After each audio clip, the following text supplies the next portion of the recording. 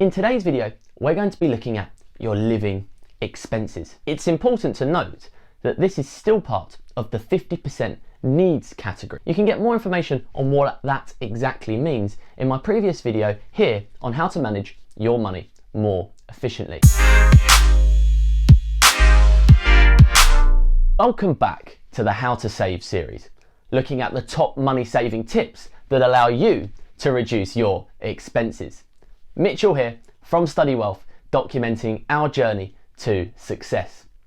If you haven't done so already, I'd recommend watching episode 1, which looks at 2 high-level money saving tips, but also your biggest budget pool, which is your housing expenses. Your living expenses should take up no more than 10 to 15% of your overall budget. And to prepare but not spoil what is to come, today we're going to be looking at the 3 T's: travel, transport, and telephone. So as I mentioned, today we're looking at the 3 T's. Now, T number 1 is looking at travel. Now, your travel costs can be substantially reduced by using 2 key tips in this category. Tip number 1 is what I like to call using your legs. Make sure that you've done the research to try and reduce using a second mode of transport. I just want to give an example to that to show you what I mean. And this is something that I have put into practice in my life. So to go from my station to London Cannon Street is about £145 a month. Now, if I was to get a tube to Chancery Lane to get to the office, it would cost £200 a month.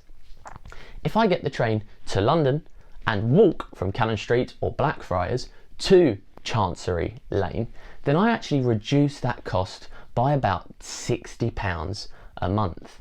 So £60 a month, you're saving £720 a year by using your legs. And that walk is about 20 minutes in the morning and in the evening. It's good for you, it keeps you healthy, and it saves you lots of money. So the best way to do that, I believe, is to get Google Maps or City Mapper to research where you're going and how you can cut costs on doing that. And I don't mean to use it meticulously to make sure you're saving the pennies. I know the pennies add up, but here it's mainly looking at your travel to work, for example, where you can potentially save £700 a year just by doing a 20-minute walk a day.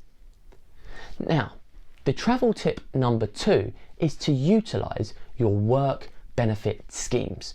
So if you are working for an employer that offer benefits at work, some of those will be salary sacrifice and others won't, you should be utilizing them to cut on your costs. Now, I've got 2 examples here where you can utilize and save money using the work benefits. Number 1 is an annual season ticket loan. Now, that is a 0% loan, so you're not getting charged any interest rate from your employer, and you pay for the annual season ticket to get to work, and they net of income and tax take it out of your disposable income each month. Now, if you look at the cost saver from doing a annual season ticket loan from your employer that take it from, and remember, it's not a salary sacrifice, it's your net disposable income, but it comes out monthly, then you are actually saving around £292 to £300, which you'll see here for my area. Now, if you add that to the save that you've just made on using your legs, you're actually adding a substantial amount of savings to your living expenses. You're at around £1,000. Now, if we look at the other work benefit scheme, this is also a way to save on those travel costs, and this is the cycle to work scheme. Now, a lot of employers are part of the cycle to work scheme, and the best thing about this benefit is that it is actually a salary sacrifice benefit. And what that means is any savings you do make are before tax, and so you pay less national insurance and you pay less income tax. Now, I'm not necessarily a cyclist, so I don't use this scheme, but I thought it was too good to not mention in this video. It can save cyclists around 42% a year on their costs. And I just want to run through an example of how it actually does. If you're on, let's just say, a £25,000 a year salary, and your employer purchased a bike for £1,000, and that is over a 4-year period via cycle scheme. As an employee, you would save £750 over the course of that 4-year period. But more importantly, due to it being a salary sacrifice, you would save £200 on your income tax and £120 on your national insurance. So again, you're saving £320 a year from a salary sacrifice as you're paying less income tax and less national insurance, again, utilising your work benefits. So there you go, that's T number 1, travel. So moving on to T number 2 for our 3T video today on saving our living expenses. Now T number 2 is transportation. I'm being a bit cheeky here, but I'm mainly looking at the costs of cars, not any other transportation, because we've kind of covered that in the previous tip on travel. So for transportation, I'm looking at owning a car, and my first tip is a little bit agony aunt-esque, but it's mainly saying, do you actually need a car? It's really important to start with this cost to work out whether it's something you actually need. If you're working in a city area and you live in the suburbs, or you may even live in London, do you actually need a car at all? Can you get to work by train or by walking using those legs? The reason why I ask this is because when people think about the costs related to a car, they mainly only consider the cost of actually buying it, whether that be outright or whether that's by a PCP, PCH or HP loan. If we look at this table here, apart from maybe, let's say, the more obvious insurance and fuel costs, you've also got things such as servicing, MOT, parking tickets is something that a lot of people don't consider, your breakdown cover, and of course, tax. Without even the cost of buying the car calculated into this price, you're spending £162 a month on just running a car. Then if we include the actual buying of a car, now this works the same if you buy it outright and you take into account depreciation, or if you look at the sort of monthly repayment costs of a PCP, PCH or HP loan, you're looking at around, as you'll see here, £400 a month on running and purchasing a car. So this is why it's the most important first question of all. And like I say, I don't mind being your agony aunt sometimes. It's practical. Do you need it? Because if you don't, you're saving £5,000 a year on that cost. For the average UK millennial, that's 20% of their disposable income. So that 20% potentially of your disposable income going onto a cost that you don't really need, definitely consider that before anything else. Now, we've touched on the different types of loans here and whether people buy their car outright. I just want to pause our money saving tips for a second just to get an idea in the comment section below if you would like me to do a video on the difference and the benefits of either doing a loan or buying a car outright. That's a video that I think people could potentially get value from. So if you decide that you do need to have a car, I'm probably not going to be able to save you that £5,000 a year, but there are things that you can do. Now I could tell you smaller things such as keeping your tyre pressure high so you ensure you use around 6% less fuel, washing your own car, and not paying for premium fuel at that service station. Now those things do, and they're smaller things, but they do add up over time. However, I'm all about doing things that I do in practice because it will be more relatable to you. So today I'm going to start with looking at the biggest cost, fuel.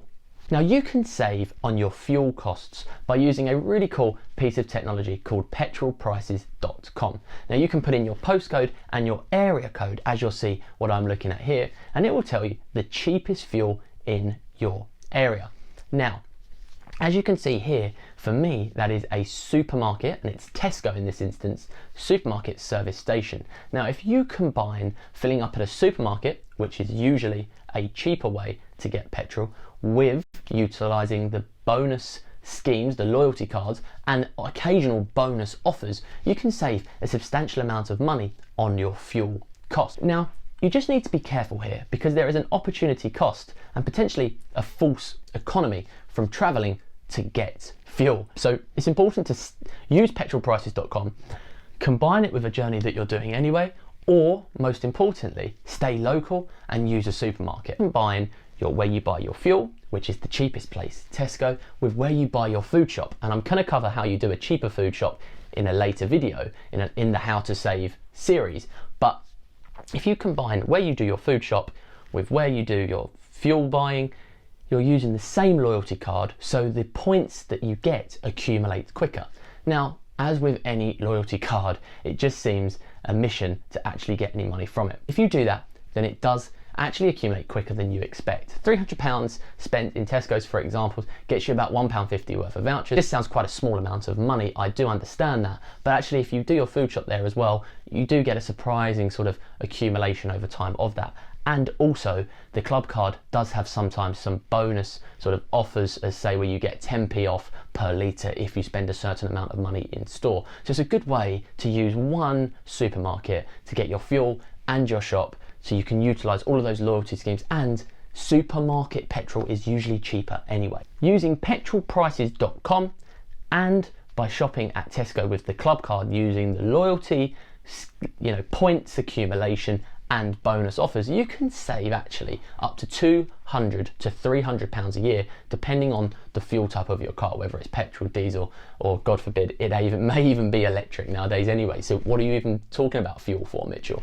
We are a generation of fuelless cars, maybe. But for now, the way to save on fuel is to actually look at shopping at supermarkets, using loyalty schemes, getting your food shop from the same place so that your points accumulate quicker, and finally using petrolprices.com to find where that cheapest supermarket is and if it's actually worth going to anyway, because the false economy of travelling to it will be unnecessary unless you're getting your food shop. I'm massively waffling there, but actually if you break it down, then it is really key way to save on that fuel cost. Car cost number 2, the second biggest that I'm looking at today, as we've looked at on this table, and I'll bring it back up here actually, is your car insurance.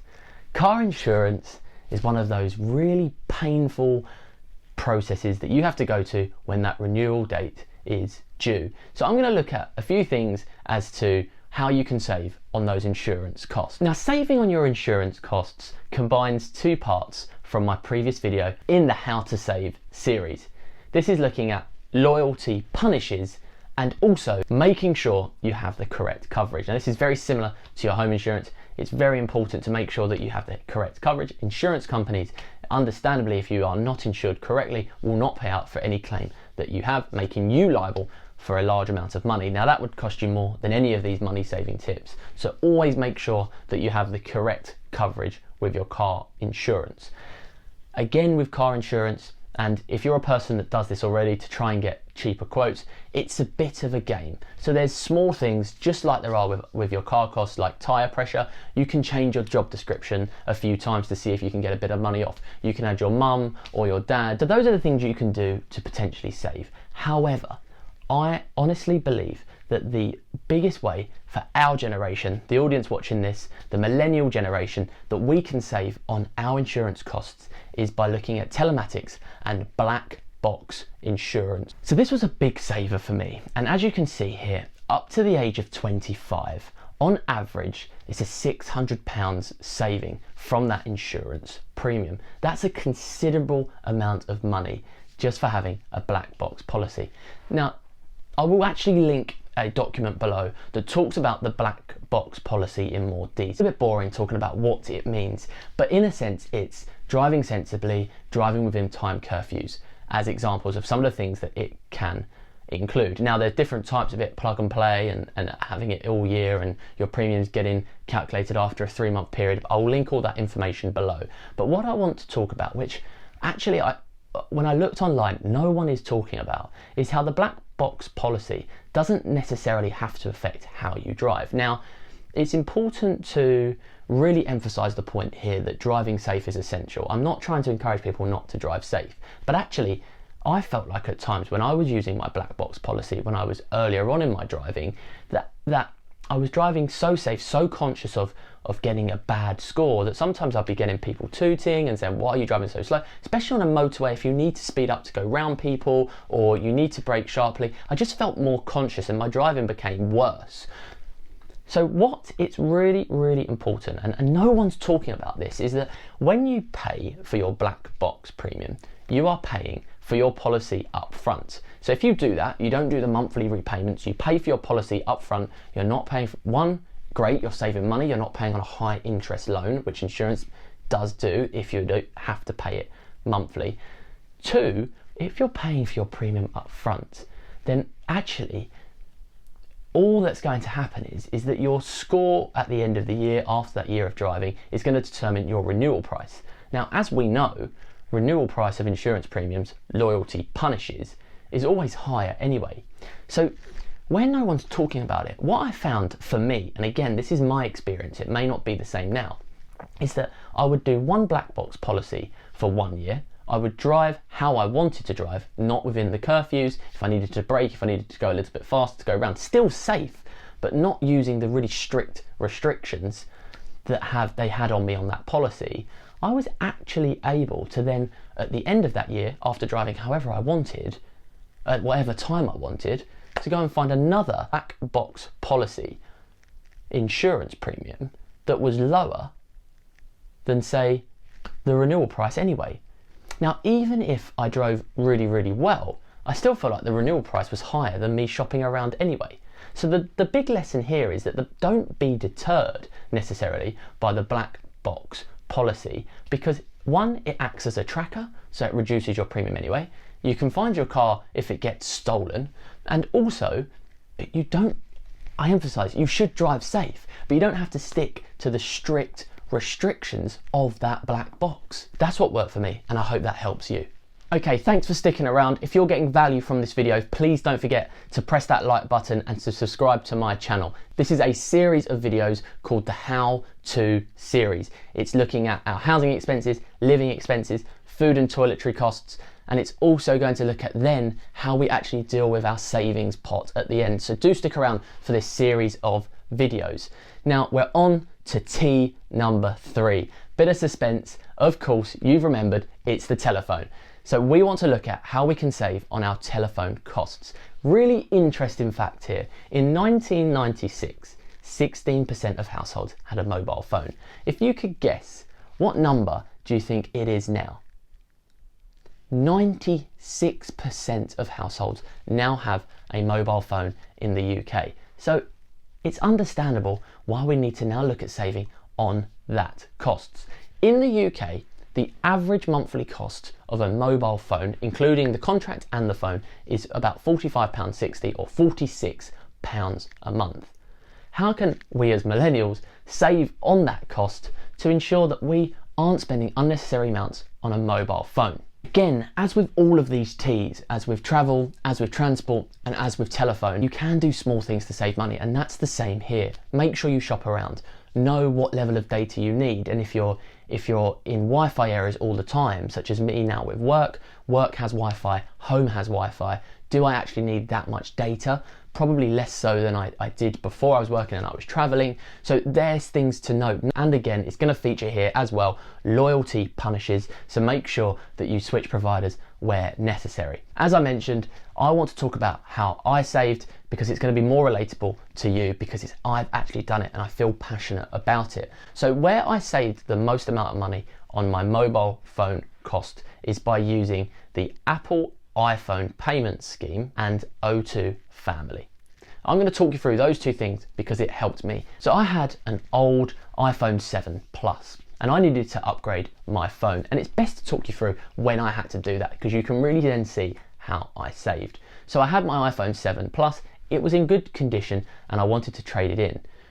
If I traded it in with Apple, I think I got about £50-60 less. So what I did was I took that to picture of this store here so you can see what I mean, and I took it in there and got about £250 for it. It was in good condition, the battery was in good order, and so I was able to get a good sort of, in a sense, resale value. So I took it in, got that amount of money. I then went to Apple and used in store, so I sort of pre-ordered, shall we say, the iPhone XR, which again wasn't the newest device. It's important not necessarily to go for that newest device where it's more expensive. If you're sort of a generation or 2 generations before, you're going to get even more savings. You know, we're of an age now, if you're sort of watching this and you're 22, 25, how important is it after university, you know, even after sort of sixth form to have the newest device. It's more about how much money, if you're paying it yourself, how much money can you save on it? If you like Apple products, which I do, and I'm on that, the iCloud software now, it's really sort of key to stay on those devices, but you don't necessarily need the brand new one. So what I did here was I got the iPhone XR, I went in and took out the iPhone payment scheme. Now this you have to take a driving license in, you have to be approved by Barclays, but it's a 0%, so it's an interest-free loan on the device. Now what I did with that, I'll put the deposit down, which is the money I got from the resale of the phone. So I took it in, got £250, went to Apple, gave them the £250 to put on the deposit of the phone, and then financed the rest of it over 20 months. But remember, it's 0%, so it's basically just a free loan. It's easier to manage the cash flow every month rather than have to come out of pocket of £650. So what that did for me was it brought my monthly payments down to about 15, I believe, or £18 for the iPhone XR by putting that deposit on. So that got my sort of device. If you imagine for mobile phone contracts, they're split into two halves. You've got the device itself and you've got the actual contract, the data, the calls, the minutes. It used to be the minutes and the text, but it's now minutes, text, data, obviously, because you need 4G. So that got the first part, which was the actual device plan. So my device plan was down to, let's say, for sake of it being in the middle, about £18 a month. So I was down to £18 a month on the device. Now, just as a quick side note here, I did not opt for the Apple Care option. I'll actually link a money saving expert sort of blog in the link below. It's a little bit dated now, but what it shows is that you can save.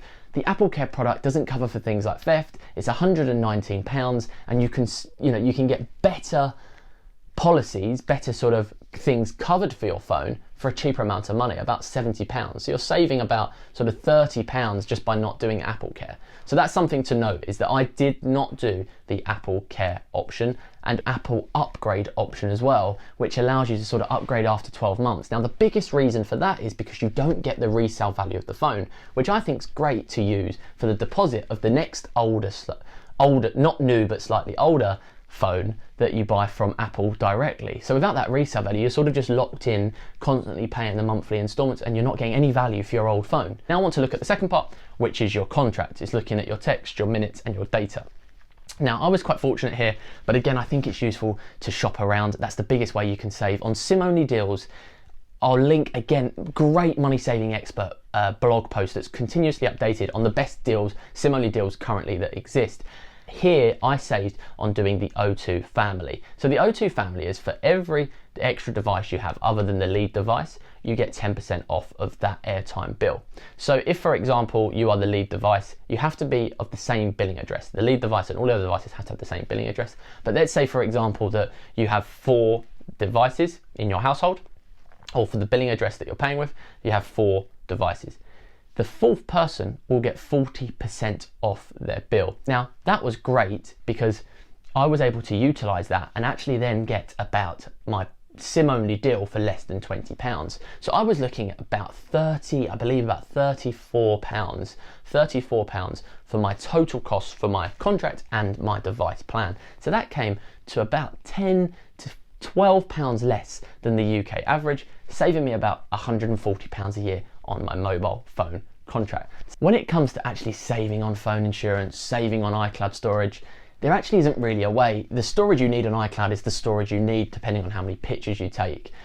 So that's something that you can't really help. When it comes to phone insurance, I'll link a website in the description below that shows you some of the cheapest ones available now. But again, if it's something you need, then it's just worth doing. One thing to check with your phone insurance is that it's not covered, and we previously discussed it, in your contents insurance for your home, because sometimes it can be covered. So that's a summary of T number 3. Telephone. So I really hope you enjoyed today's how-to series looking at our living expenses. Just as a reminder, we're looking at that being between 10 and 15% of our overall budget pool. And don't forget to use my Excel spreadsheet, which is here, to manage those budget pools more efficiently. Please don't forget, if you're getting value from these videos, to click the subscribe button and like this video. If you're still here, and I really appreciate you staying this long, please, in the comments section below, put your favourite tea from today's 3.